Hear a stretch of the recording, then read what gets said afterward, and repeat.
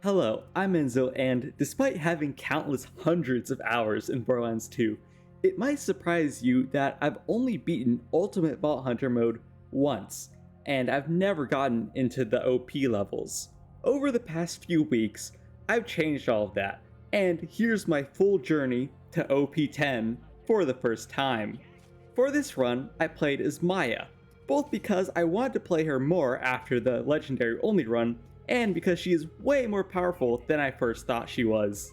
This is one of the rare runs where I actually will be using bar since I need it, but I will not be using any glitches intentionally. Since my goal is to get to OP 10, I'm going to speedrun normal, true, and ultimate Vault Hunter mode, which means I'm going to skip most of the footage to save time. Here's the basic strategy. I farmed for a Hornet to make Southern Shelf trivial, and naturally, my first death is not technically a fire barrel, it's a gas tank, but it's fire that killed me, so yeah, I'll say the fire barrel got me. Oddly enough though, it's only this one time. The rest of the run was oddly fire barrel free, and now I'm terrified for the next run I do in this game. They're going to get their revenge. Then after the first Sanctuary section, I farmed the Unkempt Herald using the same code I used in the respawning enemies video. The Lusco is also an easy gun to pick up, so I get that as a backup. Everything is the same as usual, of course, besides the fact that Badma also respawns, so I farmed him for a few levels. Wilhelm respawns too, so I farmed him a bit and got a Logan's gun, which made the bandit slaughter slightly easier than usual. The hail you get from beating this melts most enemies, including the Thresher. Next is the classic Preserve farm, where the highlight is the Thunderball Fists that I got, my favorite slaughter, of course, and an easy Bloodwing fight. The baddie constructor got melted by the Thunderball Fists, and the bunker fight was the same as usual. I had to climb the Buzzard Tower twice because one got stuck underneath it, and I farmed for a Bada Boom because King Mong also respawns. And that helped me beat the Hyperion Slaughter to get to level 31. Second time B-drop, and the last part of my route is farming for the Bone Shredder, one of my favorite guns.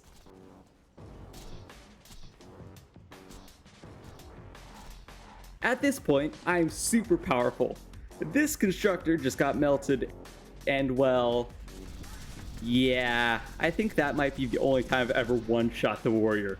This build's pretty powerful to say the least. To wrap up normal mode, I farmed the warrior and Mr. Tender Snowflake for some new gear and iridium.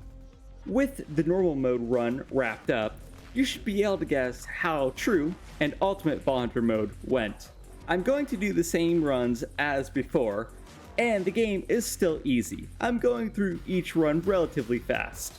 I think I went through normal, true, and ultimate Vault Hunter mode in 8 hours each, so about 1 day of total playtime to get through all 3.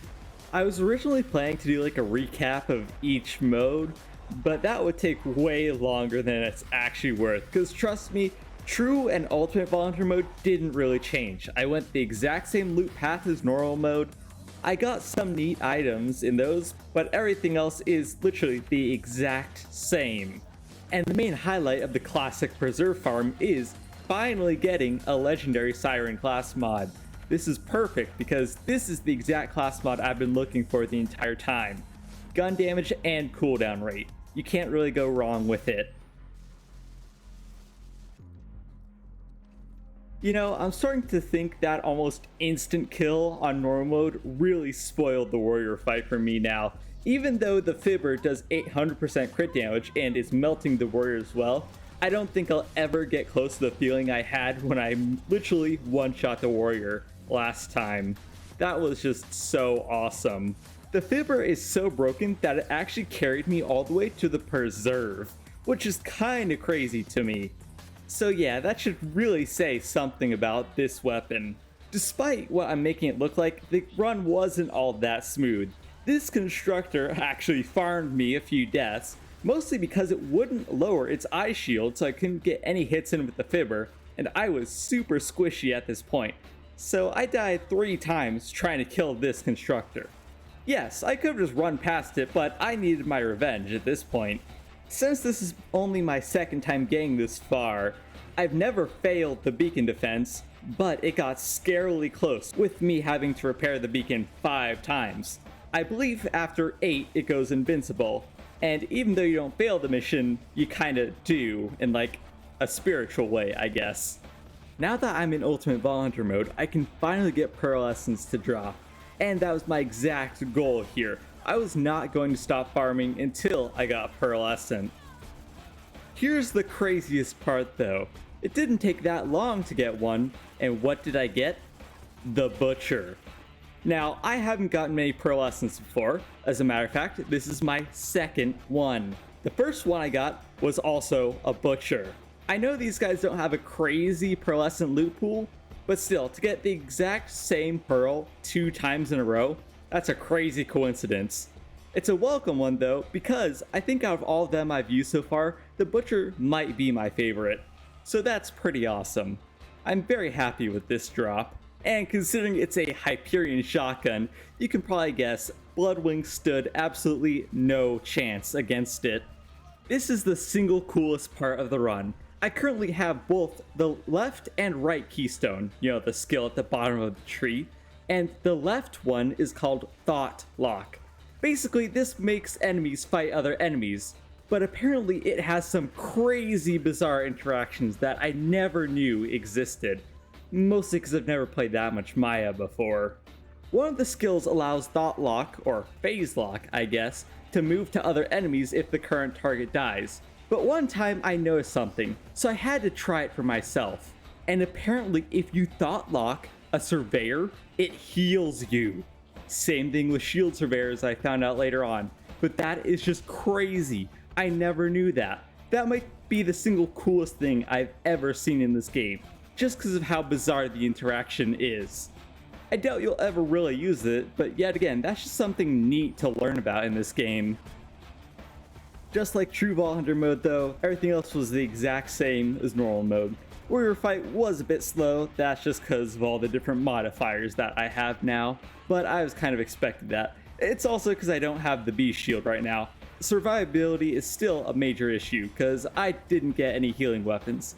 Speaking of healing weapons, that's actually what I'm on my way to go get now, considering I realize that's my major issue. I learned a while ago from the Gas Mask 666 that you can actually cheese the dragon by standing behind his boat, which is awesome because just being in fight for your life is super annoying. It doesn't really provide any other benefits though. The only issue I faced here were the Skeleton Kings. I mean, as always, they are just a menace pretty much no matter what run or character you're playing. This is also the second time I've ever done this puzzle correctly. And if you guys didn't know how to do it, you just have to do it in reverse order from what the cube itself triggers. I think that's the best way to describe it. Just do it backwards, pretty much. After getting the Grog Nozzle, I did the Clan Wars quests really quick because I wanted to see if Mick Zafford respawns as part of the respawning enemy code. Unfortunately, he does not. On the bright side though, he did drop a Maggie second time I killed him, which is pretty neat. However, since he doesn't respawn, this means I'm going to be farming Badma for XP to get to level 80. Just like normal mode, I'll be going over a basic strategy of how I farm to level 80. Here it is. I got the Grog Nozzle for slag and healing. I'll be farming savagely for the Unkempt Herald. And trust me, I'm only farming him because I can make him respawn. If he wouldn't respawn, I honestly don't know what I would have gotten. I don't really want to think about that right now. But yeah, I only farmed him because he respawns. It's such an annoying farm otherwise. But after that, I go kill Badma for a while, since Badma also respawns. And every so often, I reload the level just because it gets a little bit laggy with the ocean of corpses I create. I also decided to do a bit of the Fight for Sanctuary DLC so I could unlock one of my favorite farms relatively early on. And yeah, I farmed this for quite a while just to get whatever gear I could. But for Badma, I still use the Herald and Grog Nozzle. I was mostly just trying to get a pistol damage relic to help me out with the farm a bit. Since I also have done quite a bit of the Tina DLC now, I have access to the forest, which means I have a very good spot to farm the bee, which I also use to help me out with this farm. Now, I keep meaning to look back at other people's VODs to see how long it takes them to farm to level 80, but in total, my farm only took about 2.5 hours.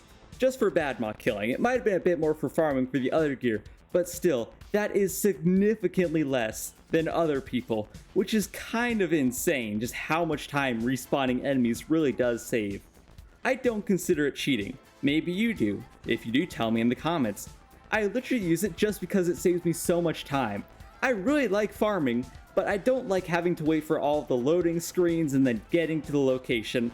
I just want to kill the enemies infinitely until I get what I want. And if you have a problem with that, yet again, just tell me. Another reason I want to save time is because, I want to get these videos out as quick as I possibly can. But I'm still very slow, so, that doesn't help out much. But after finally hitting level 80, it's time to go farm for, well, a new Unkempt Herald. That should be expected at this point. Even though I'm playing on Maya, it's still the Unkempt Herald and absolutely broken. And then I spent a long time farming for a bunch of new weapons and some pearls. Most of which I didn't really use because they actually kind of suck. Especially the Avenger. I swear, most of the pearl essence I got in this run were the stupid Avenger. I don't like TDR weapons, but that's all the game wants to give me. After all that farming, it's time for more farming. I did a bit more Fight for Sanctuary story because I wanted to go farm Uranus to get the electric chair, which turned out to be my absolute favorite grenade. You see, the Tesla is my favorite grenade. I just like it so much, it's hard to describe. I don't like other area effect grenades, but I like the Tesla. And the electric chair is just a Tesla grenade on steroids, so I'm gonna have to get it. And it helped out a ton throughout this run. And the last farm I'm planning to do before the first Digistruct Peak run is a Nirvana. I really thought it would be better, and it was definitely not worth all the time I put into this, but it drops from the infected baddie saplings, which are extremely annoying to farm, and on top of that, it's a 1% chance drop. Needless to say, it took a few hours to get one, but for some stupid reason, I wanted a second one because I thought it would be better. It seems like every single time I farm for a piece of gear that I hope is going to be better, it's always somehow worse. Lesson learned. Just take what I get and deal with it. And now it's finally time to start the Digistruct Peak run. I've only done this like once before and I've completely forgotten what that experience is like, so it was super interesting to play it pretty much for the first time, because this is actually at level 80.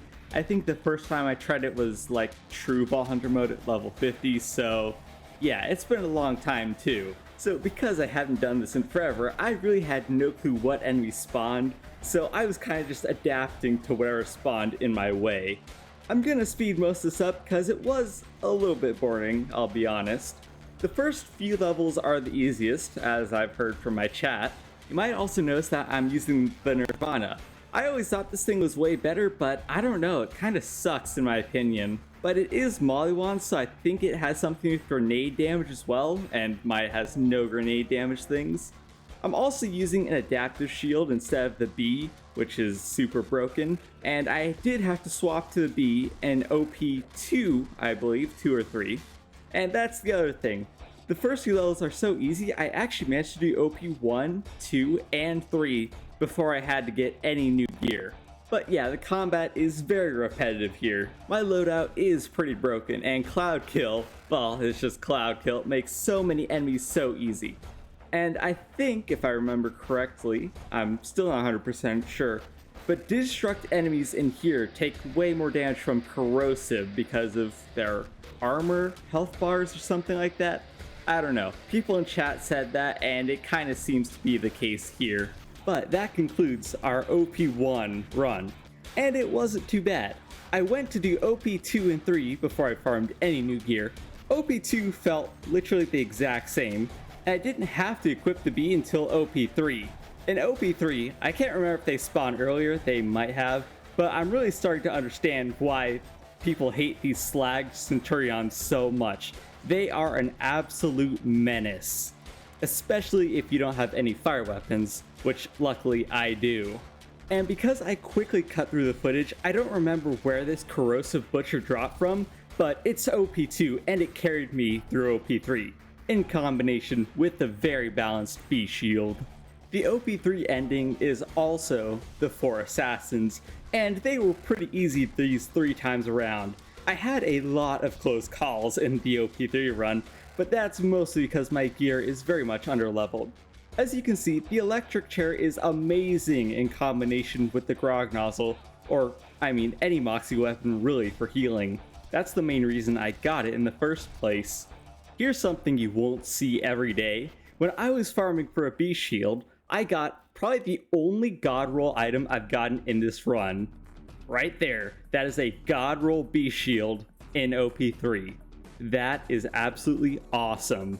After that, I decided to do the Torque DLC, but I may have had respawning enemies on to farm some loot, and I kind of forgot it was on, and I may have spent like 30 minutes doing this same wave when I didn't even realize it.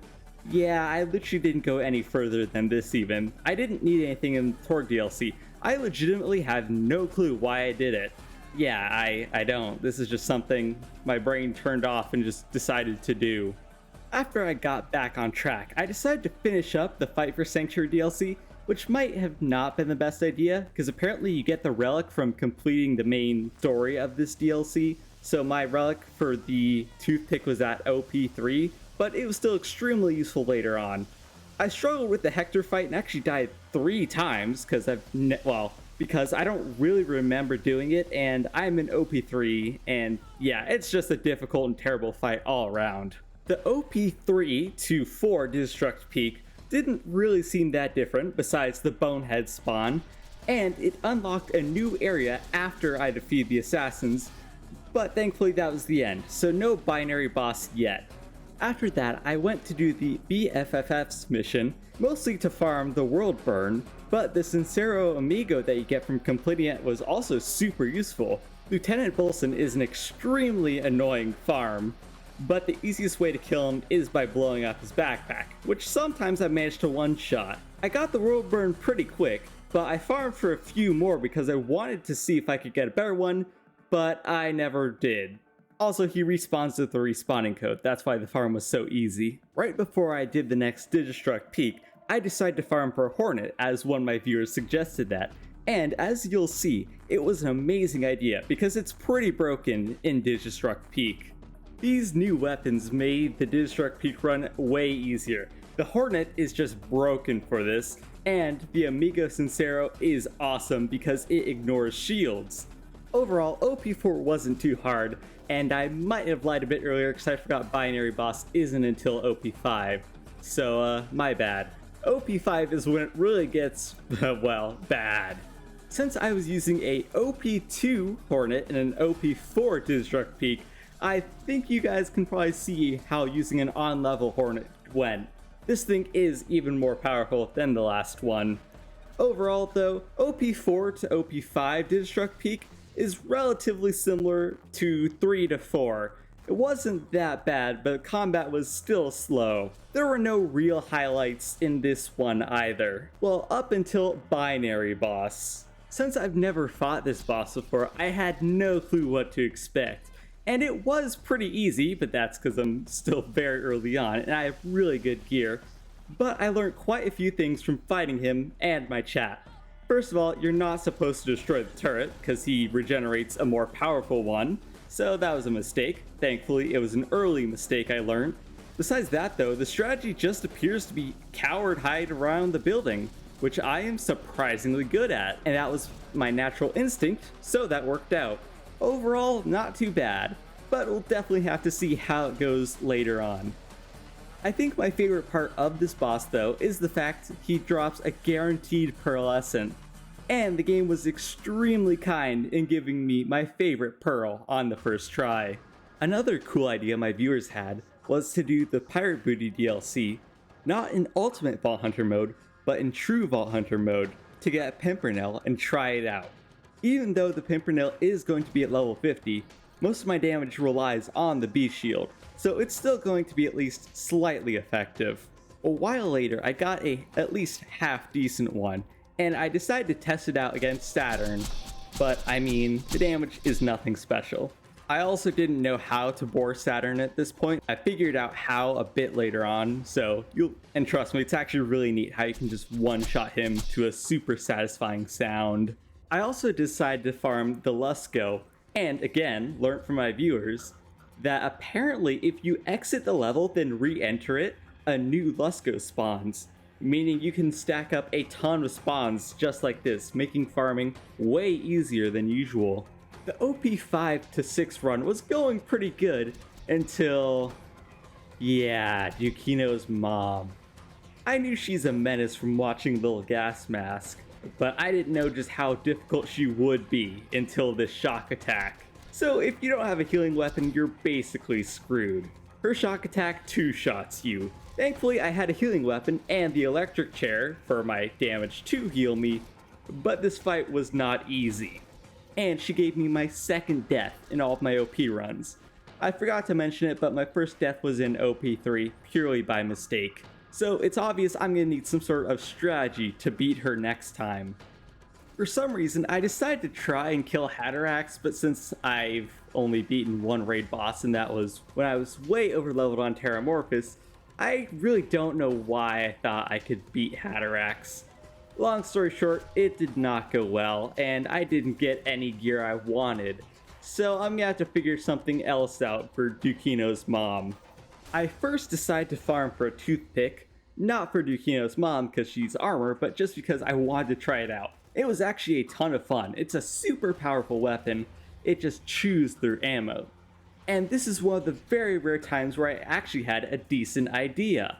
I was going to get a transformer to deal with Dukino's mom's shock attack. I got the transformer, but apparently her attack just goes straight through shields. So the transformer was completely useless. That was a slight waste of time, but at least now I know. It appears my idea is, of course, useless, as most of them are.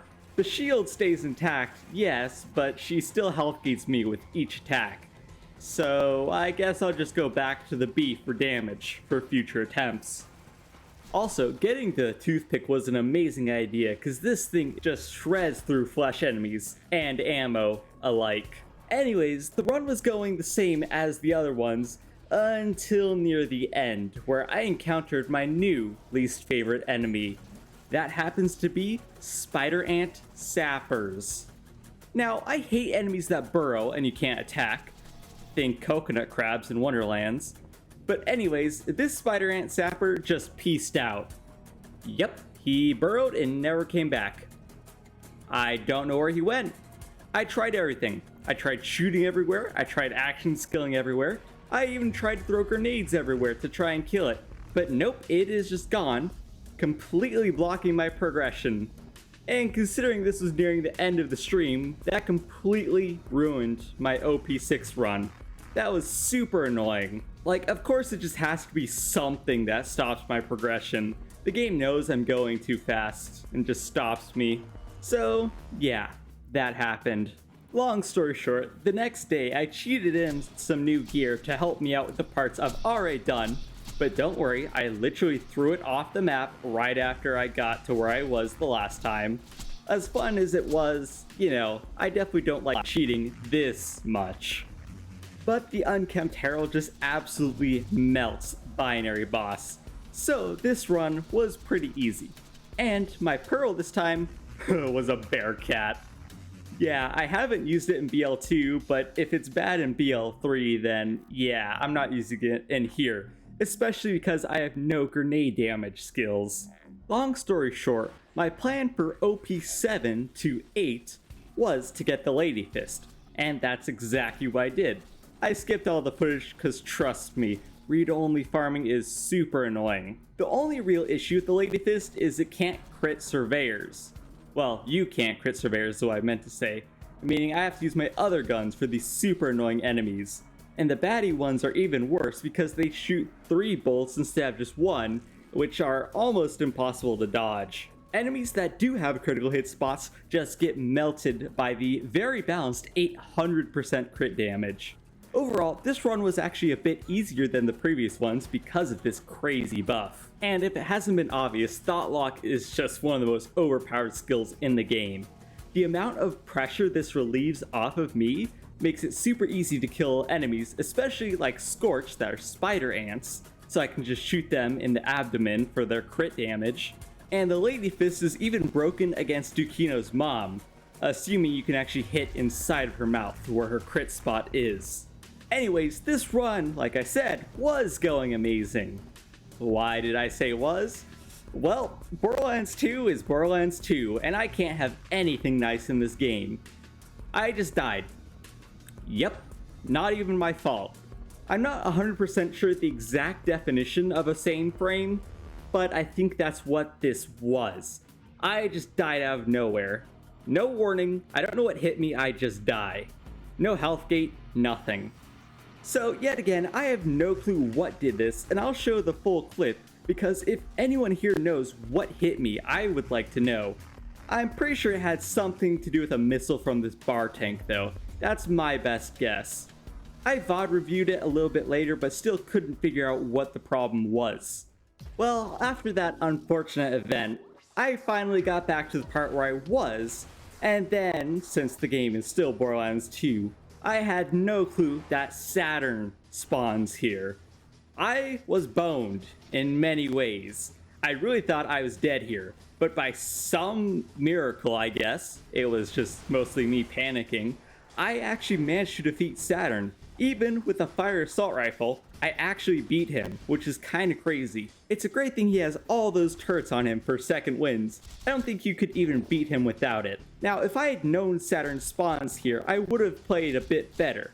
And I did in the later OP levels. Trust me, I have a whole strategy for Saturn. It's one of my better strategies for once. Long story short, it was a complete fight for my life. I ran out of pistol ammo, so I was forced to use the toothpick, which, you know, fire against armor isn't the best, but somehow it just worked. And in the end, I actually won, which was kind of insane to me. I really didn't expect to win that. Well, after all of that excitement, thankfully, the rest of it was relatively easy and peaceful, which is good. I don't think my heart could take much more excitement than that.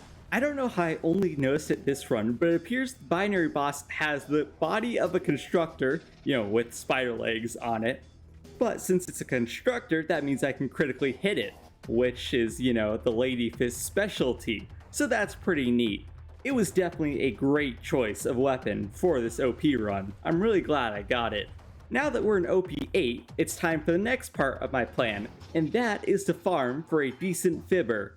Which, yet again, read-only farm, so it's super boring, and I'll just go ahead and skip most of it. The most important thing I'm looking for is the ricochet. You know, when it hits a surface, it ricochets and splits into like 7 projectiles, I think. That's the one I'm looking for because each projectile is independently buffed by the bee, meaning you get a ridiculous amount of damage out of this thing. The ricochet is also going to be super useful in a little bit. Trust me, you guys will see. This is all part of my plan. And after a while of farming, I got a corrosive one with a matching grip. That's pretty much what I wanted. Unfortunately, the prefix is accuracy, so I'll take it. I don't really want to farm any longer than I have to. And I'll be honest, I haven't really used this thing before, so I decided to test it against Saturn, and it's probably a good thing I tested it because, man, I was definitely using it wrong at first. I didn't really know how the ricochet worked. But after dying, and then getting the hang of it, I think this is going to be a super good weapon. A great example is farming Uranus. This gun makes Uranus extremely easy to kill, which is nice because, you know, I need a new electric chair. I was also farming some pearls and had a few more to test out. The first one is the Storm, which I decided to combine with the drunk effect of the grog nozzle. But I mean, any projectile, like 7 times, is going to be broken. It was at least neat to try though. Also a Fire Butcher, which I've already established as being my favorite pearl. One of the main things for this run is I didn't want backseat advice from my viewers, and they were very respectful and didn't give me any like build guides or anything like that because I didn't want it. I wanted to figure out all this on my own. However, they did tell me some enemies that would spawn in Digistruct Peak, which is actually helpful. For example, in the OP8 and 9 Digistruct Peak, 2 Saturns spawn. Yeah, that's a slight issue.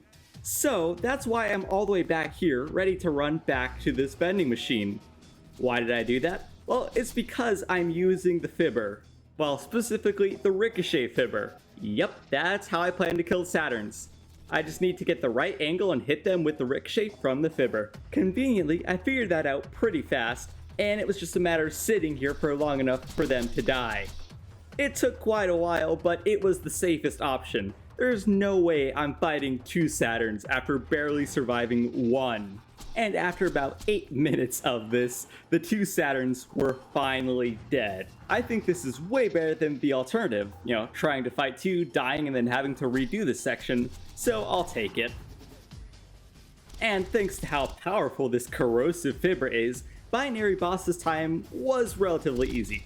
It is definitely getting more difficult with each run, but I'm still managing each time.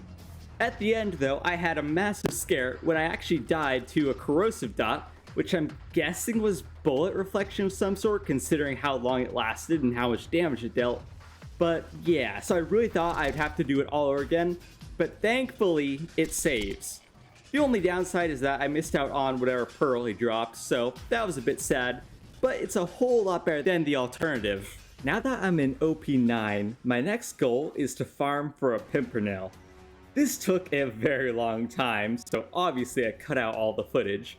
It's a relatively easy farm, even though there are better read-only farms, but after a while I got a nearly god roll one. I think the stock was just off, matching grip, matching prefix, and corrosive element. I was originally planning to find a shock one, but since I got corrosive and the parts this good, yeah, I'll just take what I get for now. Naturally, I headed out to the Arid Nexus to test it out on Saturn, and yeah, I still have no clue how the Saturn boar works, but I figured it out a bit later on when I was trying to farm for a hive. So yeah, I failed it now, but you will get to see how awesome it is later on. And at last, I can finally do the OP9 to 10 Digistruct Peak. The Pimpernel is a, slight game changer. Not crazy or anything, but it certainly helped out with quite a few enemies, like the spider and bar tanks, Dukino's mom, and later on, binary boss.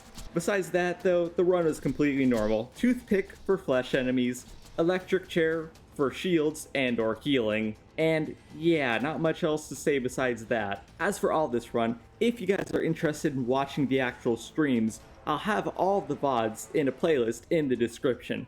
I recommend you check it out if there's any part you're interested in watching back. In the last wave of enemies, I had a super close call. It was really terrifying. It would have been horrible to lose this run. But I'm so glad I got that second win because I would have been insanely mad if I didn't. And on top of that scare already, one of the surveyors actually gets stuck, which made me think, great, I'm gonna have to do it all over again, even though I just got that second wind. But thankfully, after a little bit, I managed to get him unstuck and finally kill that stupid surveyor. And finally, I can get to binary boss, what I've been waiting for this entire time. Killing this version of binary boss will give me OP10 for the first time. The fight gets more stressful every single OP level, and considering I need this to get to OP10, the pressure was really on. I just had to play it very slow and carefully as I always did, and eventually my patience paid off. For the first time in all my probably hundreds, maybe even over 1,000 or 2 hours in Borderlands 2, I have reached overpowered 10 for the first time. This is awesome. Considering I'm a casual player, I didn't look up any guides for the builder weapons, I just generally knew what I wanted. I kind of had a plan formed, that's why I got some weapons when I did, but for a relative lack of knowledge of this game, it's pretty incredible I managed to do all of this. Sure, Maya is incredibly powerful. It certainly still takes some skill on my part to be able to pull this off. Needless to say, I'm extremely happy with being able to do all of this. And my pearl reward for all of that is a Tunguska. Well, you know what? It's better than getting like an Avenger or something like that, so I can't really complain. But it's finally done. Now that I'm in OP10, it's back to the grind for all of my essential gear. But one of the guns I've been saving, and that I know is one of the best on Maya, is the Sand Hawk. The only issue is, since I got the mission in OP9, I didn't realize that the reward would still be scaled at OP9. I stopped recording to save storage space, and I kind of forgot to start recording again. So when I remembered, when I was farming a little later on, here's the Sandhawk I eventually got. I might have modified it to be OP10, and perfect parts might have slipped in by accident. You know, that kind of just happened. It was almost perfect, but, you know, needed like one part, and it needed to go to OP10 from OP9. I do like farming, but I don't like having to save and quit hundreds of times just to get one thing. Alright, so this is final editing Enzo. One of the reasons this video took so long is because I'm using DaVinci Resolve Studio. And unfortunately, I didn't know this, but for the past few months, I've been using version 18.6, and apparently that's why the audio in here is so glitchy. It's when I try to voiceover, record using DaVinci itself. This time, I'm using Windows Sound Recorder for this clip, because I want to patch up most of the glitchy clips to make the video sound decent, because when I was trying to patch some of the audio up, my audio just stopped working. I would record it, and it shows the little line saying audio's there, but nothing would play back. All the other clips work, but, it just doesn't. It was super annoying. Anyways, though, this is the second time I've ever beaten Hyperius the Invincible, and I've beaten him once before with my dad, but that was probably in like normal or true Vault Hunter mode. Either way, though, this fight made me realize something, and that is, as much as I love Borderlands 2, I'm still a casual player at heart. And as fun as it was getting to OP10, it's not really for me. I'm not a massive fan of just how difficult and annoying the end game of Borderlands 2 is. I would definitely like to get OP10 on other characters, but I don't really like doing raid bosses or anything more than just this. My favorite part of Borderlands is playing new Vault Hunters and doing just a normal or true Vault Hunter mode playthrough. I like doing a bunch of missions, I like doing special challenges, but yeah, this run just took too long. And like I said, as cool as it was to get OP10 for the first time, it wasn't really worth all the effort I put into it, and especially not for how long this video took to make. So because it took me a super long time to get it down, I forgot to record the final kill, but I gate crushed Master G because there's no way I'm defeating him normally, and there's no point because it's such a difficult and stupid fight anyways. But yeah, first time I've ever beaten him. So I tried to farm for the Hive earlier, but stopped because it was like, OP9, it wasn't truly worth it. But I've decided now I'm going to get one. I kind of forgot to record the part where I actually got one, but it was kind of worthless. It took me like 60 farms or something like that, which isn't crazy considering it's a 1 in 30 drop, but I did learn how to bore Saturn a bit better, and it was pretty neat. Not the coolest Maya bore in the game, we'll get to that a bit later on, trust me, but it was certainly interesting to try out. So yeah, long story short, got the Hive, kinda garbage, not gonna lie. I really thought it would be better. Maybe it's better in normal and true mode, just not ultimate Vault Hunter mode. But it does get amped by the bee, which is pretty neat. To wrap up my OP10 run, I wanted to do the story in OP10. And in order to do that, well, I would need some sort of healing weapon. Because right now, obviously, I'm using the Grog nozzle. The issue is, I wouldn't have a healing weapon for when I restart the playthrough. And since I don't want to do Tina's DLC again, I decided to go for the next best thing, and that is Ruby, which can come in Slag. So I'm naturally going to get a Slag Ruby. I don't care about most of the parts, all I really want is a matching grip, because Molly-1 grip gives some stats effect chance, which considering it's Slag is very important. So I spent a while farming for one, stopped recording, forgot to restart recording, the classic Enzo farm. The final weapon I want to get before I restart my playthrough is Hector's Paradise. I farmed a little bit for a matching doll grip because most of the other parts are locked. For example, the melee prefix, which is my least favorite if that isn't obvious at this point. So yeah, it only took a few times because it was relatively easy considering I only wanted one specific part. But yeah, it still annoys me that you can only get the melee prefix and nothing else. But it's finally time. I reset the story missions and it's time to do them all over again in OP10. Now, between my action skill, which slags enemies thanks to the Cataclysm tree, and the bee and flying, well, fire, Sandhawk as well, yeah, the early game was extremely easy since all these enemies are generally health. If they have shields, I can just use Hector's Paradise to break them, or the electric chair. I was originally planning to fight Knuckle Dragger, but I decided to skip her just so I could get on with the actual run. I knew she would be a super easy boss considering she's just flesh. Even though I spent all that time farming for the hive, I haven't really been using it. I mean, it's decent, but it's not the best thing ever. And I don't have the grog nozzle right now, so I can't get the drunk effect to make it crazy broken. Either way, I think Boom Boom is a decent spot to use it in. The only issue is how fast I ran out of ammo using it. Still though, it is one of my favorite weapons just because of how unique it is. I really like the fact that the projectile shoots its own homing projectiles. That's so cool. I also like that it gets buffed by the bee. The hive, the bee, I think that's pretty funny. I ran past as many enemies as I could because they aren't worth the time since I don't need the XP anymore, and I really just wanted to get the rest of this run done so I could start working on the video. Captain Flint was actually the most difficult fight in the OP10 story. The main issue is that, he is immune to fire damage, and I think he actually heals off of it. Considering that's like one of my main sources of damage, I'm gonna have to try something else. So, naturally, I resorted to the very balanced Pimpernel. And I pretty much just had to sit in a coward box, spam the Pimpernel, and keep spamming grenades at him to keep him from regenerating. It was a super long and difficult fight, but I managed in the end. It was just really annoying. Badmot literally got melted. I mean, considering how many times we've killed him in this run, it makes a lot of sense. Gordon was super easy because, I had the right tools for the job.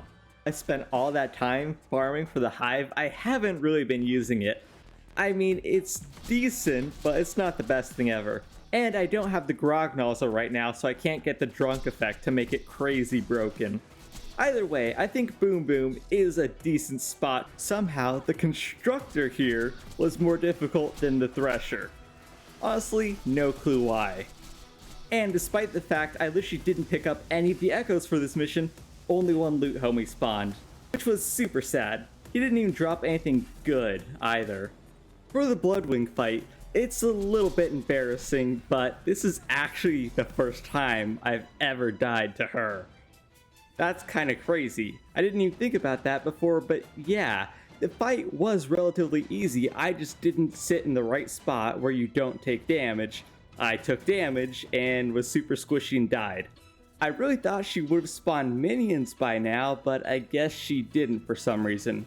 The fight was relatively easy besides that embarrassment. Earlier I said that Flint was the hardest fight. I kind of forgot about Jack's body double. This is the most I've died to a boss in this run. And at first I didn't really know why, but thinking about it now, it's because the pure amount of enemies here. Since a good portion of my damage comes from the bee, and that requires me to be, not hit by bullets constantly, that's a slight issue here. Needless to say, I died way more than I really should have if I played it like an actual smart person, which I am very much not. So yeah, that was another embarrassment in this run. From some of the comments in my legendary only run, I learned that Maya can kind of bore bunker like Zero. It's not the exact same and requires a pretty specific loadout, but now that I have it, I wanted to try it. Pretty much you need the Pimpernel, the bee, well, bee just helps with damage, and chain reaction, so you have to have an enemy phase lock for this to work. Now, I didn't know the exact angle right now, so I failed it quite a few times, but at the end of the video, I actually went back and figured out how to do it, and there are some extremely satisfying bunker bores, so I'll just skip this fight for now. Also, here's a good example right now. The same principle also applies to Saturn. So yeah, that's how I melted Saturn so many times to farm for the Hive.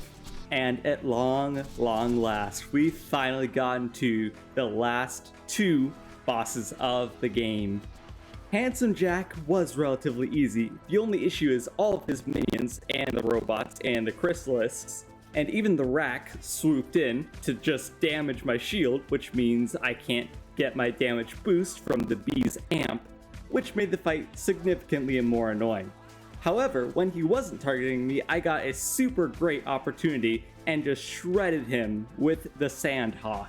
So that was cool. Overall, this run was a ton of fun, and I really enjoyed getting all the way to OP10. But like I said earlier, the endgame is not for me. I suck at raid bosses. I'm just not a huge fan of the strategy in general. I do like how cool it is how people do like allegiance runs and OP10 challenges and stuff like that, but I just can't. I do not have the skill or patience. But I think I'll stick to simpler normal mode challenges from now on. Who knows, maybe one day I'll get a bit better and decide to try an OP10 challenge of some sort. And of course, I still want to get to max level and endgame in the pre-sequel and Borderlands 1. So those will be the next runs for Borderlands I'll be working on. I have a ton of other non-Borderlands runs planned. I know those aren't as popular, but I want to test some games and see what people think of them. And yet again, I heavily recommend you check out the VODs, even though there's so much watch time on them. You know, it could be decent second monitor content, and it gives you some more context on everything that went on in this run. In total, this run took around 60 hours with around 72 hours of footage. That's mostly because, you know, starting and stopping streams, being AFK, and especially, you know, save quit farming and being on the main menu. This is by far the largest video I've ever made, and it'll probably stay that way for a long time. So needless to say, I probably won't be doing an OP10 run like this for a while. I want to focus on other runs in the meantime.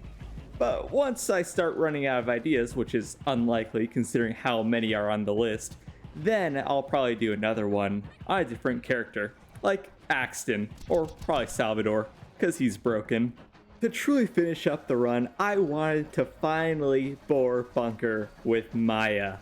And after a while of looking up a video and seeing the right angle to do it, I got it. So I'll play the most satisfying sounds in Borderlands 2. Is this like Borderlands ASMR? Is that what it is?